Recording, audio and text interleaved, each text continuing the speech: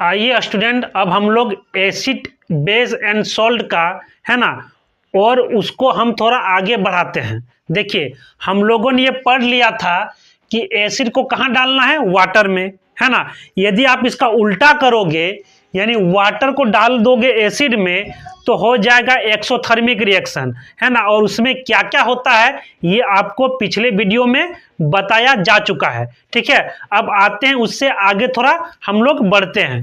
देखिए, एसिड को डालते हैं वाटर में, है ना, तो इस सॉल्यूशन को बोलते हैं एक्वेस सॉल्यूशन। क्या बोलते हैं इसको? एक्वेस सॉल्यूशन, है ना। और ऐसा करने से ये कौन सा आयन निकालेगा? Hydrogen ion. क्या निकालेगा? Hydrogen ion. ठीक है, देखिए स्टूडेंट, हम लोगों ने पढ़ा था कि एसिड को जब वाटर में डालते हैं, है ना, तो ये क्या देता है? हाइड्रोजन आयन देता है। ठीक है, यदि हम इस वाटर को हटा दें, तो क्या एसिड हाइड्रोजन आयन दे पाएगा? तो इसका आंसर होगा नहीं, है ना। यानी एसिड हाइड्रोजन आयन तभी दे पाएगा जब वाटर क्या रहे? प्रेजेंट रहे। यानी वाटर प्रेजेंट रहेगा तभी एसिड क्या देगा? H+ आयन देगा, है ना। यानी एसिड अपना एसिडिक बिहेवियर तभी दिखा पाएगा जब क्या रहेगा? वाटर प्रेजेंट रहेगा तब। आइए स्टूडेंट, अब हम लोग ये समझते हैं कि डिस्टिल वाटर और रेन वाटर में से करंट किसमें फ्लो होगा। ठीक है, तो आइए पहले हम लोग देखते हैं डिस्टिल वाटर में करंट फ्लो होता है कि नहीं। यदि इसमें हम लोग करंट फ्लो कराते हैं, करंट, है ना, तो इसमें करंट आपका फ्लो नहीं होगा। किसमें? इस डिस्टिल वाटर में, क्योंकि इस डिस्टिल्ड वाटर में आयन जो होते हैं ना, वो प्रेजेंट होते नहीं हैं, जिसके चलते यहाँ करंट फ्लो होता नहीं है ना।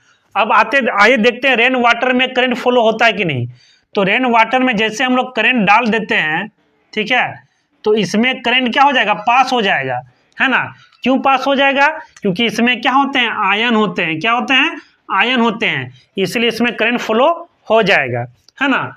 अब इसमें हम लोग समझेंगे कि इस रेन वाटर में आयन कैसे होते हैं। तो देखिए, जब वर्षा होता है ना, जब पानी गिरता है ना, तो क्या होता है? ये वाटर जो है ना, वो हम लोग के एटमॉस्फेयर में जो कार्बन डाइऑक्साइड है उसके साथ क्या करेगा? रिएक्शन कराएगा और बनेगा कार्बोनिक एसिड। ये क्या है आपका? Carbonic acid. कार्बोनिक एसिड, है ना। और ये जो कार्बोनिक एसिड है ना, ये क्या करेगा? वाटर, इसको, ये जो वाटर है इसको क्या करेगा? ये ब्रेक डाउन कर देगा, इसको डिसोसिएट कर देगा। किसमें? आयन में। किसमें? तो हाइड्रोजन आयन और कार्बोनेट आयन में इसको क्या करेगा? ब्रेक डाउन करेगा, है ना। यानी इस रेन वाटर में आयन प्रेजेंट है, जिसके कारण यहाँ करंट आसानी से फ्लो हो जाता है।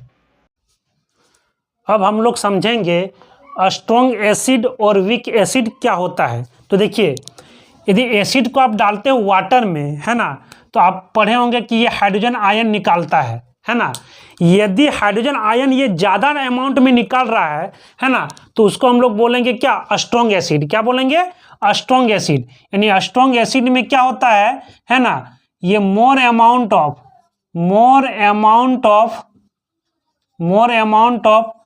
Hydrogen ion produced. ठीक है, किसमें? स्ट्रॉन्ग एसिड में। स्ट्रॉन्ग एसिड में क्या होता है ना, कि हाइड्रोजन आयन जो होता है ना, वो अधिक अमाउंट में प्रोड्यूस होता है ना। इसका एग्जाम्पल क्या है? तो इसका एग्जाम्पल है आपका हाइड्रोक्लोरिक एसिड, सल्फ्यूरिक एसिड, है ना, नाइट्रिक एसिड। यदि ये सब एसिड को आप वाटर में डालोगे, है ना, तो ये क्या करेगा? अधिक अमाउंट में हाइड्रोजन आयन प्रोड्यूस करेगा। ठीक है, अब आते हैं वीक एसिड, है ना। वीक का मतलब क्या होता है? कमजोर होता है ना। यानी इसमें क्या करेंगे? यदि एसिड को हम लोग वाटर में डालेंगे, तो है ना, तो H+ आयन निकलेगा, है ना। तो ये क्या करेगा? H+ आयन ये कम अमाउंट में निकलेगा, है ना, बहुत कम अमाउंट में निकलेगा। उसको हम लोग क्या बोलते हैं? वीक एसिड, है ना। इसका एग्जाम्पल क्या है? इसमें H+ आयन जो होता है ना, वो क्या होता है? Less amount of hydrogen ion produced. इसका एग्जाम्पल क्या है? एसिटिक एसिड, ठीक है, ऑक्सैलिक एसिड, लैक्टिक एसिड, है ना। ये सब एसिड जो है, ये सब एसिड है, इसको जो वाटर में डालोगे, है ना, तो इसमें जो हाइड्रोजन आयन जो प्रोड्यूस होगा वो बहुत कम अमाउंट में प्रोड्यूस होगा, है ना। इसीलिए ये सब को हम लोग क्या बोलते हैं? Weak acid. अब स्टूडेंट हम लोग ये दो चीज का मतलब को समझेंगे। एक वो डाइल्यूटेड एसिड का मतलब क्या होता है और कॉन्सेंट्रेटेड एसिड का मतलब क्या होता है। तो आइए सबसे पहले हम लोग समझेंगे इस डाइल्यूटेड एसिड का मतलब क्या होता है। तो देखिए, आपको बताया गया था कि एसिड को ही वाटर में मिलाना चाहिए, है ना, और इस सॉल्यूशन को बोलते हैं एक्वेस सॉल्यूशन, एक्वेस सॉल्यूशन, ठीक है। तो इस डाइल्यूटेड में क्या होता है, एसिड जो रहेगा ये आपका कम रहेगा और वाटर जो रहेगा ना ये आपका ज्यादा रहेगा। उसको बोलते हैं क्या? डाइल्यूटेड एसिड, है ना। तो डाइल्यूटेड एसिड में ज्यादा क्या है? आपका वाटर है, वाटर ज्यादा है, और एसिड क्या है? कम है। अब इसका जस्ट उल्टा क्या बोलेंगे? कंसंट्रेटेड एसिड, है ना। इसमें क्या होता है, आपका एसिड जो रहेगा ना वो आपका क्या रहेगा? ज्यादा रहेगा, और वाटर क्या रहेगा? आपका कम रहेगा, है ना। उसको हम लोग क्या बोलते हैं? कंसंट्रेटेड एसिड, है ना। आइए इसका एक एग्जांपल समझते हैं। आपने दूध देखा है, मिल्क, मिल्क में यदि ज्यादा पानी डाल दो, है ना, तो वो हो जाएगा आपका डाइल्यूट। क्या हो जाएगा? डाइल्यूट। और दूध में यदि कम पानी डाल दो तो हो जाएगा आपका क्या? कंसंट्रेटेड। क्या हो जाएगा? कंसंट्रेटेड। इस डाइल्यूट का को हिंदी में बोलते हैं पतला। क्या हो गया? पतला हो गया। और कंसंट्रेटेड का हिंदी होता है गाढ़ा, गाढ़ापन, है ना, ज्यादा गाढ़ापन है, ठीक है। तो आपको समझ में आ गया होगा कि डाइल्यूटेड एसिड क्या होता है और कंसंट्रेटेड एसिड क्या होता है। स्टूडेंट, आप एक बात को ध्यान देने की यहाँ जरूरत है कि जब आप एसिड को डाइल्यूट करोगे ना तो हाइड्रोजन आयन का जो कंसंट्रेशन है वो आपका डिक्रीज होगा, है ना। इस बात को आपको ध्यान देने की जरूरत है। अब स्टूडेंट हम लोग पढ़ेंगे केमिकल प्रॉपर्टीज ऑफ एसिड, यानी एसिड किसके किसके साथ रिएक्शन करता है। तो देखिए, एसिड जो होता है ना तीन चीज के साथ रिएक्शन करेगा। एगो एसिड करेगा किसके साथ? मेटल के साथ रिएक्शन करेगा। फिर एसिड किसके साथ रिएक्शन करेगा? मेटल कार्बोनेट के साथ। और फिर एसिड किसके साथ रिएक्शन करेगा? मेटल बाइकार्बोनेट के साथ, है ना। अब एक एक करके समझते हैं कि एसिड जो है ये सब के साथ रिएक्शन करके क्या क्या प्रोडक्ट बनाता है। तो आइए सबसे पहला बात करते हैं।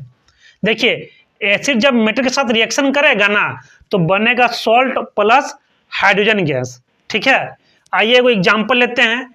एसिड में एगो एग्जांपल लिए हाइड्रोक्लोरिक एसिड, मेटल लिए आपका zinc.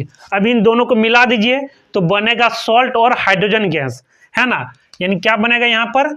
ZnCl2 plus hydrogen gas. और ये जो हाइड्रोजन गैस निकलेगा ये आपका पॉप साउंड के साथ निकलता है। कौन सा साउंड? पॉप साउंड, है ना। अब देखिए यहां से एक क्वेश्चन आता है ना, कि कोई भी आपका खट्टा चीज को, है ना, कॉपर और ब्रास के बर्तन पर रखना नहीं चाहिए।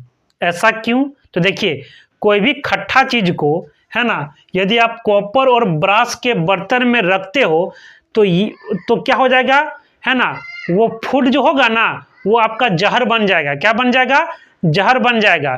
इसीलिए कोई भी खट्टा चीज को, है ना, कॉपर और ब्रास के बर्तन पर रखना नहीं चाहिए, ठीक है। अब देखिए, अब सेकंड में आते हैं। एसिड जब मेटल कार्बोनेट के साथ रिएक्शन करेगा तो बनेगा सॉल्ट, कार्बन डाइऑक्साइड और वाटर, है ना। आइए इसका भी एक एग्जांपल लिए हैं। एसिड में लिए हैं हाइड्रोक्लोरिक एसिड और मेटल कार्बोनेट में लिए हैं सोडियम कार्बोनेट।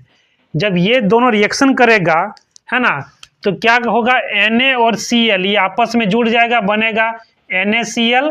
उसके बाद जो है कार्बन डाइऑक्साइड प्लस वाटर। ठीक है, अब आते हैं थर्ड केस में।